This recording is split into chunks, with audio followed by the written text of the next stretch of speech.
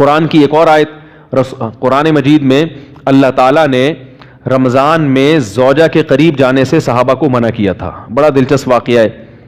رمضان کی راتوں میں بھی زوجہ کے قریب جانے سے منع کیا تھا. ایک صحابی تھے، وہ رات میں کہیں چلے گئے، اب بڑے پریشان ہوئے، رسول اللہ صلی اللہ علیہ وسلم کے پاس آئے، عرض کیا یا رسول اللہ مجھ سے غلطی ہوئی، رمضان کی رات میں نے اپنی زوجہ کے قریب چلا. آپ نے فرمایا کیوں؟ وہ بڑا دلچسپ سا واقعہ ہے، بظاہر تھوڑا حیا کے خلاف بھی ہے لیکن اتنا بھی نہیں ہے. وہ کہہ رہے میری زوجہ کہیں پانی بھرنے کے لیے جا رہی تھی، ان کی پنڈلی کھلی تو میری نظر بیوی کی پنڈلی پر پڑی اور میں بس پاگل ہو گیا بیوی کے عشق میں. میں یہ اس لیے بیان کر رہا ہوں کہ جو لوگ نظر کی حفاظت کرتے ہیں وہ بیوی کے عشق میں پاگل ہوتے ہیں.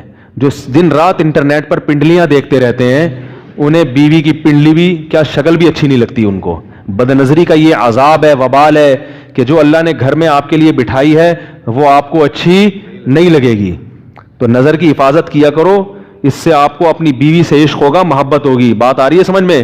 تو اب دیکھو کیسا روزے کی حالت ہے. رمضان میں پابندی ہے، اسلام میں حکم تھا جو رمضان میں بیوی سے ہم بستری کرے گا 60 روزے لگاتار رکھنے پڑیں گے. کتنا بڑا جرم، لیکن صحابی سے برداشت نہیں ہوا. صرف زوجہ کے پاؤں پہ نظر پڑی ہے تو وہ کیسے بیوی سے محبت کرتے ہوں گے، اور وہ بیوی کے بغیر رہ سکتے ہوں گے.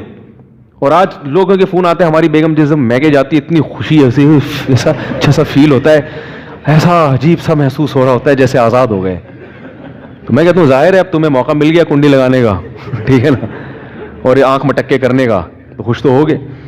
تو یہ بھی ایک عذاب ہے جو لبرل لوگ نے جس عذاب میں ڈالا ہوا ہے نا، اس میں عورت کے حقوق نہیں ہے. عورت کے حقوق نظر کی حفاظت میں اور عورت کے پردہ کرنے میں ہے. جب مرد باہر نکلے گا سب پردے میں ہوں گی تو آئے گا کس کے پاس؟ بیگم کے پاس ہی آئے گا. تو اتنے منہ کالا کرنے کے راستے کھول دیے ہیں تو ظاہر ہے پھر کامیاب ازدواجی زندگی نہیں ہوتی. تو نبی کے پاس آئے، عرض کیا یا رسول اللہ میں برداشت نہیں کر پایا. تو آپ مسکرا دیے. تو یہ نہیں کہا کہ یہ جیسے نبی کے اخلاق. ہاں میں وہ واقعہ سنا رہا تھا صحابی کا، بس یہ واقعہ سنا کے بات ختم کرتا ہوں. تو وہ نبی کے پاس گئے، یا رسول اللہ ایسے ہوا، مجھ سے غلطی ہو گئی. تو آپ نے فرمایا کیوں؟ فرمایا ایسا ہو گیا تھا. تو آپ صلی اللہ علیہ وسلم نے فرمایا 60 روزے رکھو لگاتار. انہوں نے فرمایا ایک کی طاقت نہیں ہے، اس میں یہ ہو گیا 60 بھائی کیسے رکھوں گا، نہیں ہے طاقت 60. آپ نے فرمایا ٹھیک ہے پھر 60 غریبوں کو 2 ٹائم کا کھانا کھلاؤ. فرمایا اس کی بھی طاقت بولو بھائی نہیں ہے. اتنے میں ایک صحابی لائے کوئی چیز صدقہ کرنے کے لیے. تو آپ نے فرمایا چلو اصل حکم تو یہی ہے کہ 60 روزے یا پھر 60 غریبوں کو کھانا، وہ نہیں تو چلو فی الحال ان کو تنبیہ کے لیے کچھ ان سے صدقہ کروا لیتا ہوں. فرمایا چلو یہ فلاں خیرات کی ایک چیز لے کر آئے ہیں، تم یہ لے کے غریبوں میں بانٹ دو. انہوں نے فرمایا مجھ سے زیادہ غریب پورے مدینہ میں چلو بھائی کوئی بھی نہیں. آپ صلی اللہ علیہ وسلم مسکرانے لگے، فرمایا جاؤ کھاؤ اور بچوں کو کھلاؤ.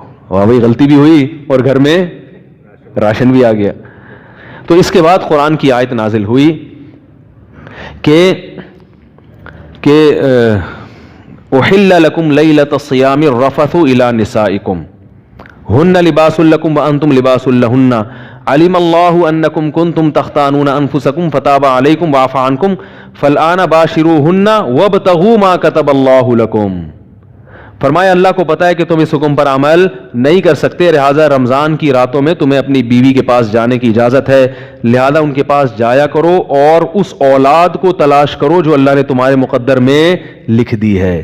قرآن جہاں بھی بیوی سے ریلیشن قائم کرنے کی بات کرتا ہے اولاد کا ذکر لازمی کرتا ہے، یعنی تلاش کرو اس اولاد کو جو اللہ نے تمہارے لیے لکھ دی ہے. ما کتب اللہ لکم، ما کتب اللہ علیکم نہیں ہے.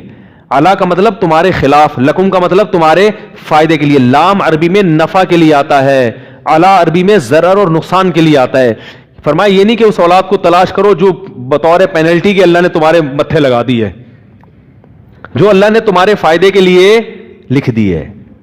اس سے پتہ چلتا ہے اسلام اولاد کی کثرت پہ کس قدر حریص ہے. بات آ رہی ہے اور بھی اس بارے میں آیتیں ہیں قرآن مجید کی، مگر میں اب زیادہ تفصیل میں نہیں جاؤں گا. کچھ آیتیں رہ گئی ہیں، کچھ احادیث رہ گئی ہیں، تو وہ انشاءاللہ پھر اگلے درس میں